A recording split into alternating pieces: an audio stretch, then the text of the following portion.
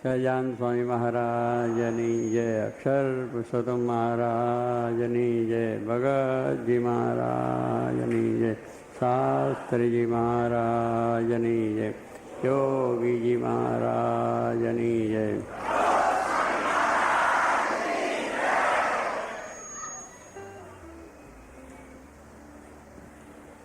અગાભાઈ દરબાર ઘણા વખત વાત કરે છે કે જનભાઈ મહેમાન ગયા અને પછી બેઠા, વાતો ચીતો કરી, પછી પૂછ્યું કે ચા લેશો કે કોફી? બે લઈશું. એક શું કરે કેવું બે મજી આવે એમ.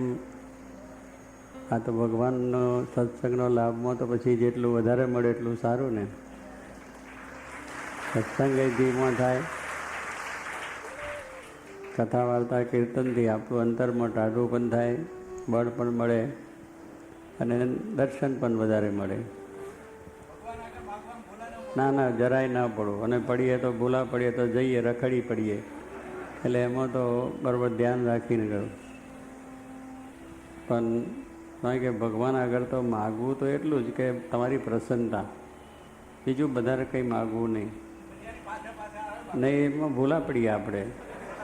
કારણ કે ભગવાનને વધારે આપવું હોય અને આપણી શક્તિ કેટલી, ચકલી તો પાણી ચાંચ બોરે એટલું પાણી આવે, એમ આપણી શક્તિ મને ફલાણું કરજો, મારું ઢીકનું થજો, મને રાજ આપજો કે ઇન્દ્રનું રાજ આપજો, એથી વધારે તો કંઈ માગીએ નહીં.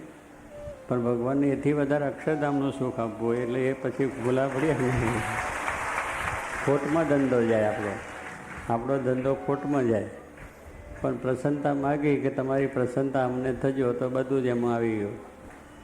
અને બધા પ્રહલાદે પણ એ જ માગ્યું ને, ત્રિલોકીનું રાજ આપતા હતા. ભગવાન કહ્યું કે આ બધું હિરણ્યકશ્યપુ ત્રિલોકીનો રાજા હતો, એ આપવાનો જ હતો. પણ ભગવાન ભજ્યા એટલે બાપાએ ના આપ્યું. ભગવાન રાજી થયા કે તને આપી દો ત્રિલોકીનું રાજ. તો કે એને માટે ક્યાં ભક્તિ કરી? ભક્તિ તમને રાજી કરવા માટે કરી. માટે મને તો એ જ કરો કે મારા અંતરશત્રુ થકી, ઇન્દ્રિયોના ગણ થકી રક્ષા કરો કે જન્મ મરણ થાય નહીં, તમારા ધામનું સુખ, તમારા દર્શનનું સુખ જ મને મળે, બીજું કંઈ કરવું નથી. બડી રાજાએ પણ એ જ માગ્યું. બડી રાજા ભગવાને પાતાળમાં મૂકી દે. વામન ભગવાન ગયા અને બડી રાજા પાસે માગણી કરી કે 3 પગલાં પૃથ્વી મારે જોઈએ છે, તપ કરવું, ઝૂંપડી બાંધીને. વામન એટલે તો નાનું 5 વર્ષના છોકરા જેવું સ્વરૂપ, એમ કંઈ ઊંચું નહોતું. પણ એને બડી રાજા તો ભક્ત હતો, અસુરમાં જન્મ્યો. જેમ પ્રહલાદ પણ ભક્ત, એમ બડી રાજા પણ ભક્ત હતા. એ જ વંશમાં જ આવતા હતા બધા. તો પણ ભગવાન વામન છે છેતરવા માટે આવ્યા. એટલે એને રાજી કરવા માટે, ઇન્દ્રને રાજી કરવા માટે, કે ઇન્દ્રને એમ હતું કે બળી જો એ થશે તો મારું ઇન્દ્રાસન જતું રહેશે. એટલે ભગવાન એ વામન સ્વરૂપ લઈને આવ્યા અને એ પ્રમાણે એને માગણી કરી. એના ગુરુ શુક્રાચાર્ય, દૈત્યોના ગુરુ શુક્રાચાર્ય, દેવોના ગુરુ બૃહસ્પતિ. શુક્રાચાર્ય અને અસુર જેવા હોય એટલે એના ગુરુ પણ એવા જ વિચારના હોય ને કે કોઈ ભગવાનને રાજી ન કરવા દે. અસુરોનું કામ જ એ છે કે ભગવાનને રાજી કરવી, ભક્તિ કરવી, સત્સંગ કરવો, કથા વાર્તા કરવી, એમાં વચમાં આડા જ પડે, વિઘ્ન જ ના ગઈ, એ બધા એ રસ્તે જવા જ ના દે. એટલે શુક્રાચાર્ય કહે કે આ તો ભગવાન છે ને તારું બધું લઈ લઈશ. આ 3 પગલાં માગે છે કે આ છોકરું છે, છોકરું તો 1 બેન તઈને અહીં પરવી છે, પણ આ બધું તારું લઈ લઈશ. તો કેમ? તો કે ભગવાન છે. તાર બડી રાજા શું કહે છે? ઓહો, ભગવાન છે તો પછી મારે, ભગવાને જ મને રાજ આપ્યું છે. આપ્યું છે કોને? મને રાજ જે આ છે, જે કંઈ બધું ભગવાને આપ્યું છે, તો ભલે લઈ લે, એનું આપેલું એ લઈ લે, એમાં મને વાંધો નથી. આપણને તો થાય ને કે મારું લઈ લીધું, મારું છે જ નહીં, પછી લેવાનું ક્યાં રહ્યું? આપણને એમ થાય કે મારું લઈ ગયા, અમને છેતરી ગયા, મને આમ કર્યું, એવું બધું આપણને થાય. સેવામાં કદાચ વધારે લખાઈ ગયો તો થાય કે મારું વધારે લખાઈ ગયું, આ તો છેતરી ગયા આપણે. પણ એવું જ નથી, આપણે છેતરાતા જ નથી, ભગવાન છેતરાઈ જાય. એટલે એમ બડી રાજાનો ગુરુ એવો એ શુક્રાચાર્ય એને કહ્યું ભગવાન છેતરી લેશે, બધું કે કાંઈ નહીં, ભગવાન છે આપે. તો પણ સંકલ્પ કર, કારણ કે પછી સંકલ્પ થાય ને તારે પાકું કહેવાય.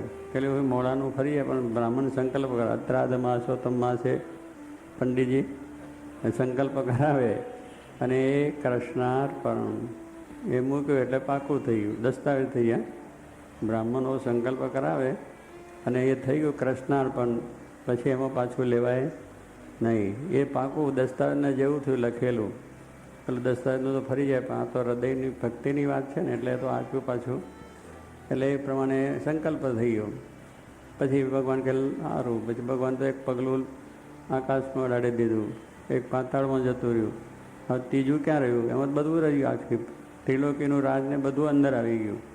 ભગવાને એટલા પગલાં મૂક્યા. ત્યારે પછી વૈરાટ સ્વરૂપ ધારણ કર્યું.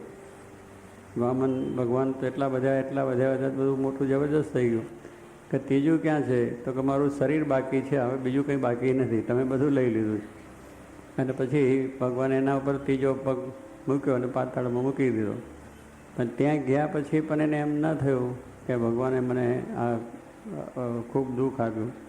ત્યાં ગયા પછી પણ ભગવાનના પગને ચાટવા લાગ્યો જીભે કરીને કે ભગવાન હું તો રાક્ષસ છું, આ મારા વાળ પણ બધા કઠણ હોય, છાતીના વાળ છે ને અને હોય જેવા હોય, એ તમારા પગમાં વાગ્યા હશે, તમને દુઃખ થયું છે તે માફ કરજો.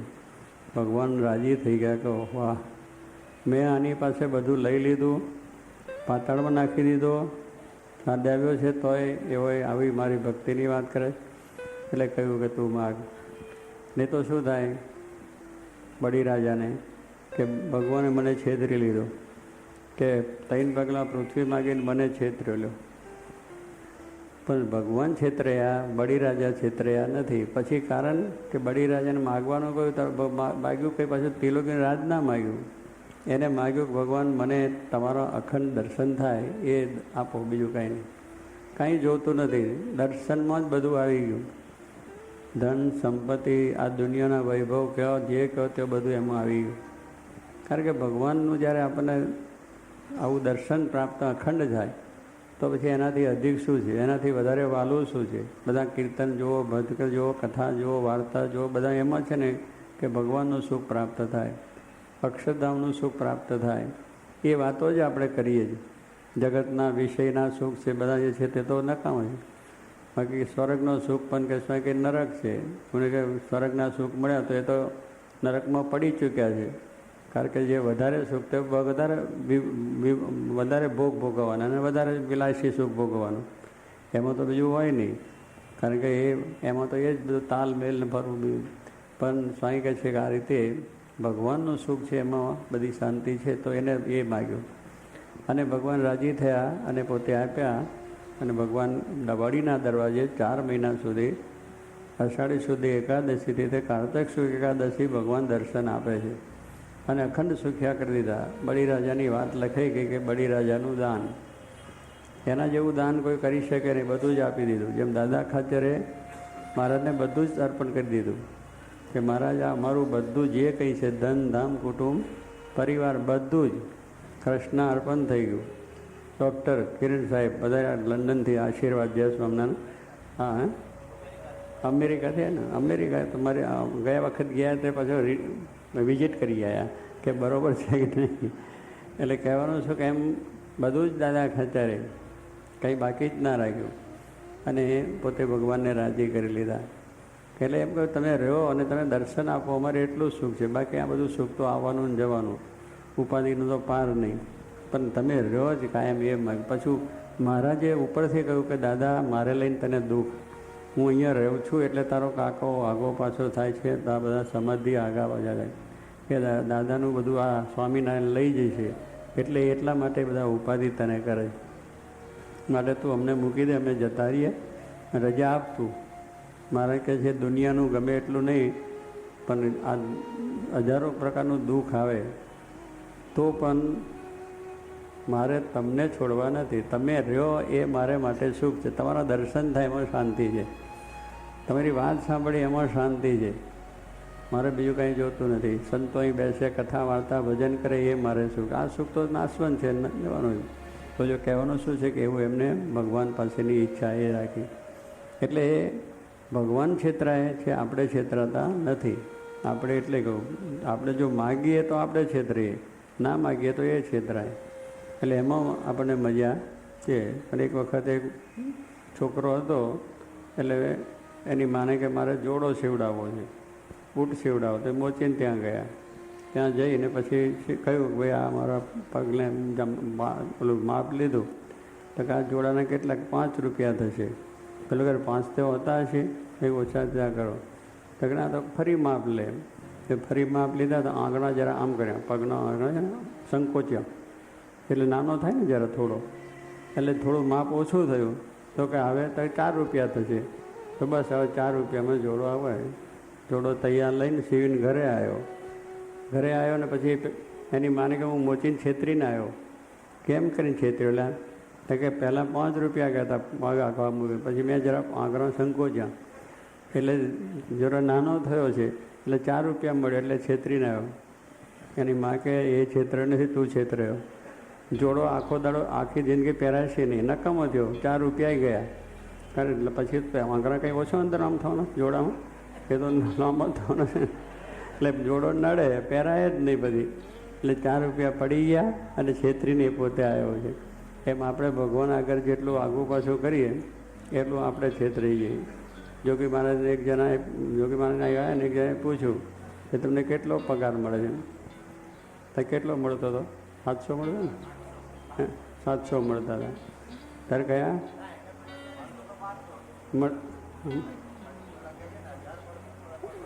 1000 કે એવું કંઈ મળતું હતું. તો એમને સંકોચ કર્યો કે આપણે આ સ્વામીભાઈ વધારે કહીએ ને, કદાચ વધારે લઈ લે, કે તમે 1000 આપજો પછી એવું કહે. એટલે 500 કહ્યું, 700 થશે સ્વામી કહે. એટલે કહેવાનું શું છે કે જો એ પોતે છેતરી ગયા. એટલે વધારે આપણે માગવા જઈએ ને એવું કરવા જઈએ, છેતરવા જઈએ આપણે, પણ ભગવાન કોઈનાથી છેતરા એવા નથી. એ તો તન કી જાને મન કી જાને, જાને ચિત્ત કી ચોરી, કિસકી આગે ક્યાં છુપાવે જિસકે હાથ મેં દોરી. બધું આપણું જાણે છે, સમજે, પણ જીવનો સ્વભાવ છે કે કેમ છે બધું. પજુભાઈ શેઠને સ્વામી કહે, પજુભાઈ શેઠ કેમ ધંધા પાણી કેમ છે? ઠીક છે, દાળ રોટલા મળે છે, ઠીક છે, દાળ રોટલા મળે, બીજું કાંઈ નહીં. એટલે ભાઈ આ બેઠા જો એમના ભાણા આપણા એટલે મજા કરે સ્વામી. પજુભાઈ સાથે આનંદ બહુ કરતા, અને પજુભાઈ પણ એવા આનંદી હતા. તો આમ પૂછે તો ઠીક છે, દાળ રોટલા મળે સ્વામી, પણ વધારે કંઈ. પણ સ્વામી પણ કહેતા હતા કે એ પ્રમાણે આપણે જરા સંકોચ રહે કે વધારે કહીએ તો વધારે કદાચ થયું રહે. એ કંઈ લેવા આવ્યા નથી. જો કે દેના બેંક છે, આપવા માટે આવ્યા છે, કોઈ લેવા નથી આવ્યા. અને ખરેખર ભગવાનને સંત કોઈ દિવસ લેવા આવ્યા નથી. દેતો દેતો ને દેતો, જોગીડો દેતો દેતો, લેનાર થાકી જતો. દુલા કાગે આ કીર્તનમાં લખી નાખ્યું. દુલા કાગને સત્સંગ જોગીમાનો થયો ને પછી તેને જે ઉમળકો આવી ગયો, 8મું કાગબાની લખી છે, એમાં કીર્તન લખ્યું કે દેતો દેતો ને દેતો, જોગીડો દેતો દેતો ને, દીકરા દેતા ને હોના બધું દેતો દેતો, અને લેનાર થાકી જતો. કહો કે માગનારને થાક લાગે કે આ કેટલું માગવું, એવી એ આપવા માટે. એટલા અને આપ્યું છે બધાને. આપણે પછી એવું નથી બોલીએ છીએ ને વાતો કરેલું, 1000 દીકરાએ આપ્યા છે ને, પૈસા આપ્યા છે, ધંધાએ નહીં સુખ આપ્યું છે ને, બધી રીતે આપ્યું છે. પણ કોઈ દાડો એમને કહ્યું નથી કે મેં આપ્યું છે, ભગવાન આપ્યું છે. ત્યારે કહેવાનું શું છે કે આપવા આવ્યા છે. પણ આપણને સંકોચ થાય કે કદાચ વધારે જતું રહે છે, તો પણ વધારે જોયે નહીં. પાછું એમને ચિંતા તો છે ને, પાછું આપણું પાલન પોષણ કરવાનું, આપણા બૈરા છોકરા કુટુંબ છે, એટલે ચિંતા વધારે હોય. તો પાછું એમ કે ના તું એટલું નહીં આટલું કરે, એવું પાછું કહેતા. એમ નહીં કે ચાલો પેલો બહુ ઉમંગમાં આવી જાય તોય પાછા સ્વામી કહે ના એટલું નહીં આટલું કરે. એટલે એમને બધું યોગક્ષેમ વહામ્યમ. ભગવાને ગીતામાં કહ્યું છે કે હું જે મારો ભક્ત થાય છે એ ભક્તનું યોગ ને ક્ષેમ બે વહન કરું. યોગ એટલે આ લોકનો વ્યવહાર, સંસાર, ધંધા પાણી, રોજગાર, બૈરા છોકરા બધાનું સાચું. કારણ કે એ બધું આ સંસારમાં ચલાવવાનું છે. તો એની માટે પણ ભગવાન આપણું ધ્યાન રાખે છે. આપણને વાત કરીને, આપણા બીજી રીતે કરીને પણ કઈ રીતે પણ આપણું સારું થાય, આપણે સુખી થઈએ, આપણા ખોટા ખર્ચા હોય તો બચાવે, વ્યસનો મુકાવે, સ્વભાવ મુકાવે, બીજી ત્રીજી રીતે પણ આપણને કંઈક રીતે મદદરૂપ થઈને આપણો સંસારની અંદર પણ ધ્યાન આપે. અને આપણો ક્ષેમ એટલે કલ્યાણ, કે આપણું મોક્ષ ન બગડે. પછી આ બધા વ્યવહારમાં સંસારમાં રહીએ અને પાછા મોક્ષની બાબતમાં પડી જાય તો એ પણ ધ્યાન રાખે કે મંદિર આવવું, કથા વાર્તા કરવી, સત્સંગ કરવું, આ પ્રમાણે નિયમ ધર્મ પાળવા, આ બધી વાત પાછી ખ્યાલ રાખીને દૃઢ કરાવે. એટલે આ લોકમાં પણ શાંતિ ને પરલોકમાં પણ શાંતિ, અને બધી રીતનું યોગક્ષેમ આપણું વહન કરે છે. તો કહેવાનું શું છે કે એમ ગુણાત્યાન સ્વામી, ગોપાળન સ્વામીએ વાત કરી આપણે શિવલાલ શેઠને ને બધાને કે શિવલાલ શેઠ કે ગોપાલ સ્વામી આપતો હતા એટલે ત્યાં સુધી અમારે આપની આધાર હતો કે તમને પૂછીને વ્યવહાર કરતા, તમને પૂછીને મોક્ષની વાત બીજું ત્રીજું બધું કરતા. હવે તમે તો ધામમાં ચાલ્યા જશો, તમારો આધાર શું? તો ગોપાલ સ્વામી શું કહ્યું કે વ્યવહાર શીખવો હોય તો સુંદરિયાના પૂજા શેઠ પાસે જજો. એ શેઠ બહુ સારા હતા. આપણે હિમરાજ શેઠનું આખ્યાન આવે છે રીલામૃતની અંદર. એના દીકરા હતા પૂજા શેઠને, વનો શેઠને, એ બધા બે ત્રણ દીકરા હતા. એ બહુ વ્યવહાર કુશળ હતા. વેપાર ધંધા બીજાની અંદર બહુ એકદમ સુંદર રીતે સારો વ્યવહાર. એટલે કે જો તારે વ્યવહાર શીખવો હોય અને બધી રીતે કુશળ થવું હોય ધંધા બંધામાં તો એનો ત્યાં જઈને રહેજે. અને વ્યવહારને મોક્ષ બે શીખવો હોય તો ગુણાતાન સ્વામીની પાસે જુનાગઢ જજે. એમના જેવો વ્યવહાર નથી, એમના જેવો મોક્ષ કોઈ નથી આવડતો. એવા એ ગુણાતીત જુકો કહેવાનું છું. આપણને એમ થાય કે બાબા શું સમજે, વ્યવહારમાં કોઈ દર પડ્યા નથી ને એમને એમ હાલ્યા આવ્યા છે ને આ કરો ને તે કરો ને ફલાણું કરો ને ઢીકનું કરો ને. એટલે એવું આપણને લાગે છે. સ્વામી કે બધું જાણતા હોય, કારણ કે તો ભગવાનના ધારક સંત જોગી મહારાજ પણ એવા ભલા ભોળા લાગતા હતા. અને થાપો મારે જાઓ આમ થશે, પણ બધું કંઈ આ થાપા મારે કંઈ કામ થતું હોય છે. પૈસાનું પૈસાથી કામ થાય, બીજાનું બીજાથી થાય, પણ થાપામાં કામ થઈ ગયું. એના થાપે થરથર કંપે પાલા પાપ ના છે. પહાડના જેવો પાપ બળી જાય લો. એને એક થાપા મને ઘણાને થઈ ગયું. ઘણા કહ્યું જોગી બાપા, અને જોગી બાપાને થાપા ખાનારા તો ઘણા મળે છે, હજુ મળે. મને જોગી બાપાએ થાપો મળે, તમે મારો. એટલે ભાઈ એ માર્યો એ જ સાચો, આ બધું કામ નહીં આવે. પણ એવું ઘણા આવે છે, મને જોગી બાપાએ થાપો માર્યો છે, મને આનંદ ગયો, તમે મારો. હું કંઈ માર્યો એ જ સાચો છે, એને એ સંભાળી રાખજે એટલે કલ્યાણ તારું. એટલે કહેવાનું શું છે કે આવું થાપામાં લોકો હજારોને સ્મૃતિ રહી ગઈ છે અને હજારોમાં સુખ્યા થઈ ગયા છે. અને જો એનું કામ જબરદસ્ત છે. એટલે જાણે કે એમને વ્યવહાર નથી આવડતો, વ્યવહારનું સમજે. જોગી મહારાજ પાસે કોઈ આવે મોટા માણસ, જોગી મહારાજ સમજે કે આને બહુ ટાઈમ નથી તો તરત 5 વાત મૂકી અને જે સ્વામિનારાયણ કરીને ઊભા કરે. પછી અમારા જેવા બે હો ને કલાક એની જોડે વાતો ચીતો કરીને પછી આ વાતને પેલી વાતને તેથી વાત કરીને કલાક કરી પેલાને ઉઠવું હોય ને ઊંચો નીચો થાય. એટલે એને બેહે એમાં યાદ ના રહે અને પેલું મનમાં પેલું ચાલ્યા કરે જવું હોય એ. કારણ કે મોટા માણસોને બહુ ટાઈમ ના હોય. અને આપણે તો કથા વર્ગા બેઠા કે જે થવાનું આવ્યો છે કે આવશે, એક વખત પૂરેપૂરો એને લાભ આપી દો. અમારા ઘનશ્યામ કે આને આ જન્મે કલ્યાણ થઈ જવાનું છે, આ બધા ચોટ્યા છો.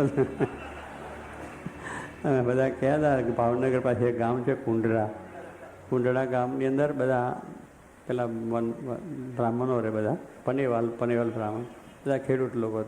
એટલે ત્યાં સત્સંગ ચાલ્યો, સભા થઈ રાતના.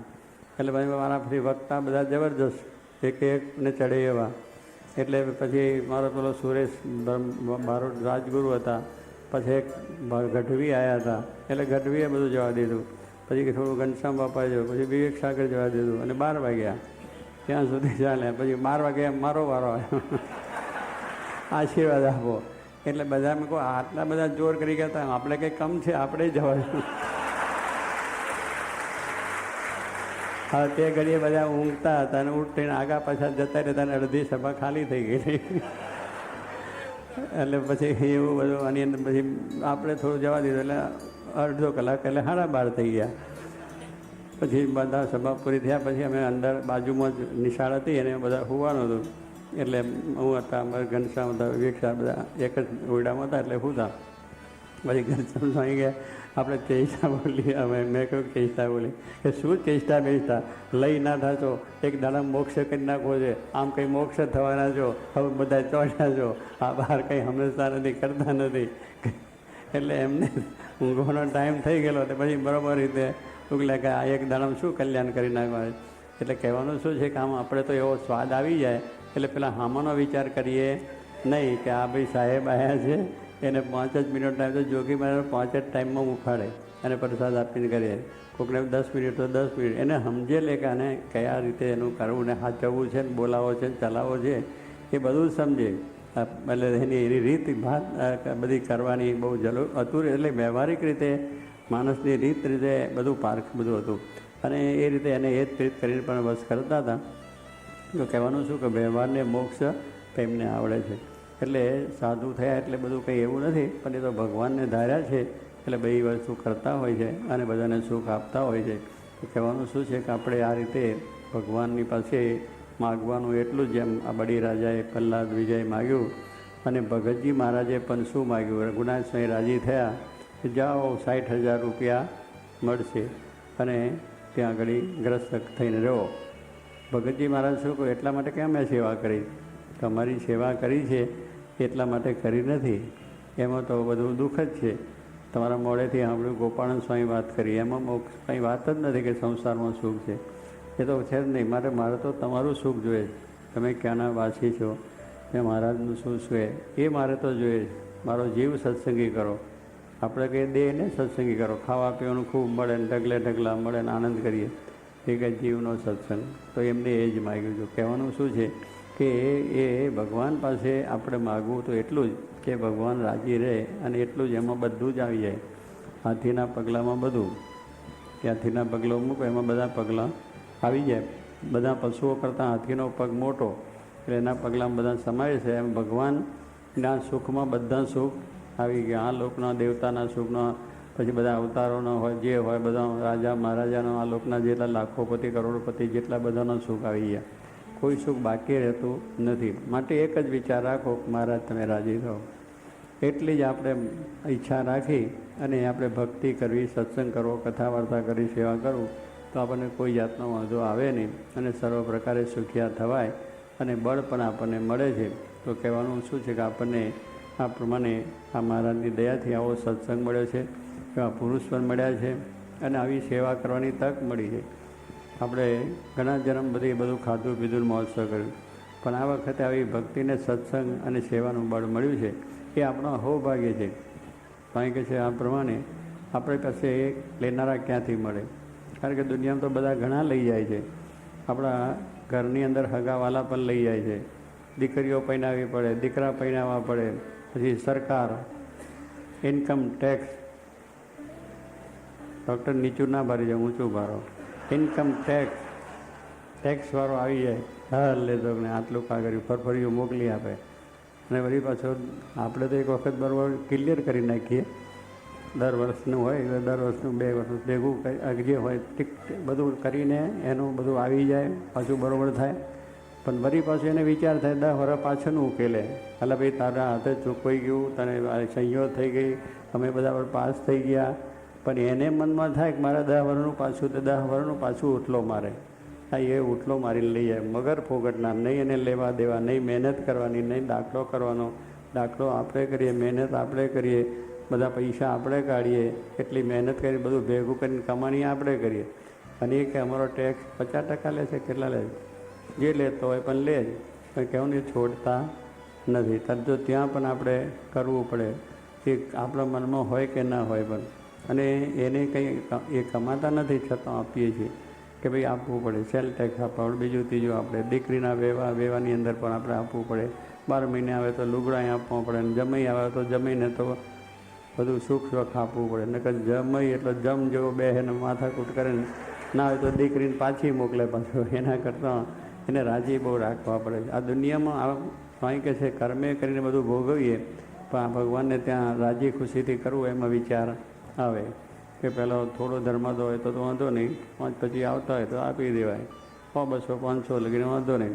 પણ સાલું કરોડ રૂપિયાની વાત નહીં આવે તારા આંખ ફાટી જાય કે આટલું બધું હોય કે કરોડની પણ, આ તો લાખની પણ કહેવાય. લાખની ઉપર પાન ચડે તો કેટલા થયા? 25,000 સીધા, 1.25 લાખ. 1 કરોડની ઉપર એક પાન ચડે. પહેલાં આનપાનના સરવાળા હતા ને, આયા પાનના, અત્યારે તો એ નથી, અત્યારે તો આંકડા જ મુકાય છે. પણ પા, અડધો, પાનો, હવૈયો, દોઢો એવું બધું ચાલતું હતું. એટલે એકની ઉપર એક પાન ચડી જાય, એક લીટો આમ, એટલે હવા થઈ ગયું. એટલે 1.25 રૂપિયા હોય ત્યાં લઈ નહોતો નહીં. બ્રાહ્મણ કે 1.25 રૂપિયા મૂકો તો મૂકી દે. 1.25 રૂપિયાની ગાય પણ આપી દેવાય, 1.25 રૂપિયાનું ઘી પણ આપી દેવાય. જૈનોમાં બધું ખરેખર ચાલે. એટલે કહેવાનું છે એ બધું થઈ જાય. પણ પછી લાખ રૂપિયા આવ્યા ને કે ભાઈ હવે તો 1.25 લાખ થયા, એ તો 5 વધી ગઈ. એટલું બધું તો હોય નહીં, બને નહીં, આટલું બધું ક્યાંથી આવે? એટલે કહેવાનું શું છે કે એમ વિચાર આપણને આવી જાય. પણ આ બધા મેં કહ્યું એમ બધાની અંદર એ 5 કે 1.5 ચડે તોય એ બધા વર્ગે છે. અને આપણું આગવું પાછું બધું કેટલું કાઢે. ખરેખર આપણે એટલી કમાણી કરી ના હોય, એટલો ટેક્સ પણ ન થતો હોય, પણ એવા મૂકી દે કે આટલા તમારે આપવાના જ છે. એ આપવા પડે. કહેવાનું કે એ ન છૂટકે આપવા, કાંઈ વ્યવહાર ચલાવવો છે, સંસારમાં રહેવું છે, ધંધા ચલાવવા છે, કરવું જ પડે, આગું પાછું બીજું ત્રીજું કરીને. તો જો એ રીતે છે તો આ તો ભગવાનને ત્યાં રાજીપાની છે. આ કંઈ આપણું કહે છે ને ફરજિયાત નથી, મરજિયાત વસ્તુ છે. એટલે આપણને આગું પાછું થવાનું મન થાય. પણ જેટલું ફરજિયાત છે એટલું જ આપણે મરજિયાતમાં પણ ભગવાનને રાજી કરવા માટે આપણું દિલ જોઈએ, તમારી ભક્તિ જોઈએ. ભગવાનને બીજું કંઈ જોઈએ તો તમારું દિલ હશે તો બધું આવી મળશે અને બધું સારું થશે.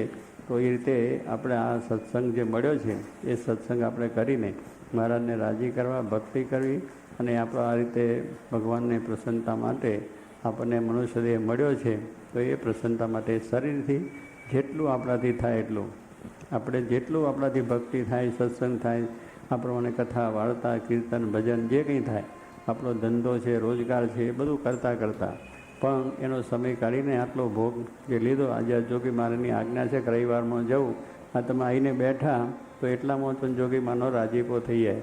એક વચનથી આટલી એક સેવા કે પોતાનું ઘર બહાર કામ ધંધો મૂકીને આવ્યા તો એટલું એક મોટા પુરુષની આટલી આજ્ઞા પડીને એમાંય બ્રહ્મરૂપ. સત્પુરુષની જેટલી આજ્ઞા પડે એટલા બ્રહ્મરૂપ. બાકી આપણે બ્રહ્મરૂપ થઈ જવાના નથી. હજુ ભાઈ ઘણું બેઠું છે અને ઘણું વિચારવાનો સંકલ્પો થાય. પણ એ આજ્ઞા પાડી ત્યાં શું સંસાર છે, ઘર છે, બાર છે, કુટુંબ બધું મૂકીને આવ્યા. આટલો ટાઈમ તો રહે ને, કલાક, 2 કલાક, 3 કલાક જે થશે તો એટલો આપણે બ્રહ્મરૂપ થયા. એટલો સંસાર મૂકાઈ ગયો, વિચાર મૂકાઈ ગયા, ધંધાના વિચાર મૂકાઈ ગયા, કશું જ સાંભળતું નથી. સભા સાંભળી, એ આજ્ઞા આટલી છે તો સાંઈ કે બ્રહ્મરૂપ થશે. આટલું મૂક્યું છે તો બીજું મૂકતા કંઈ વાર લાગશે. સહજાનંદ સ્વામી મહારાજ.